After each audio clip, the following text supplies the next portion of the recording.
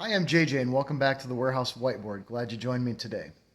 In our month-long conversation around healthy friendships and what that means in our lives and how we can be a great friend and have great friends around us, there's one thing we hadn't yet talked about that we did discuss last night, and it's sort of that cloud that tends to hang over friendships sometimes, that thing that rears its ugly head from time to time that we all have to deal with. And that thing is conflict. That's right, friends. If you have a friendship that you haven't experienced some sort of conflict within that friendship, give it time. It's coming. So, conflict. Yikes.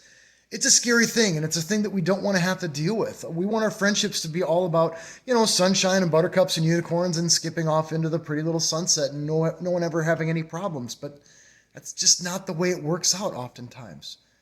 We have disagreements, we have differences of opinion, and whatever else might initiate a conflict. And we have to learn how to navigate those. And so last night with our students, we went to Scripture and we tried to figure out what does the Bible have to say about conflict. And we were reminded in Proverbs that the wounds of a friend are trustworthy. Maybe difficult things that a healthy friend needs to say to us to hold us accountable or to help bring us back into line. Those are difficult things to hear, but necessary things in a healthy friendship. And then we looked to the New Testament in Matthew 18 and looked at the sort of biblical pattern for conflict resolution. What does that look like? How do we do that with grace? And that was one of the big themes that was discussed last night, is approaching things with grace, knowing that we are all on a journey, that no one is coming at a friend with any sort of superiority or any sort of axe to grind or agenda. But our intention, our goal, our hope in all of these is to strengthen, deepen, and further advance that healthy friendship. And so we spent all month talking about what it means to be a great friend and how we can work to be that friend. And sometimes it takes navigating difficult things like conflict, something that we don't necessarily want to concentrate on, but that is, let's face it, an inevitable part of relationships that we all have to deal with.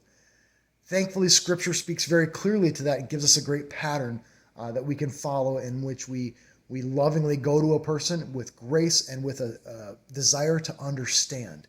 And that was one of the other things we really discussed and highlighted with our students last night, is that the intention of these kind of conversations where you might have something difficult to bring up, the intention is not to win that conversation or to be right or to listen in order to respond and win.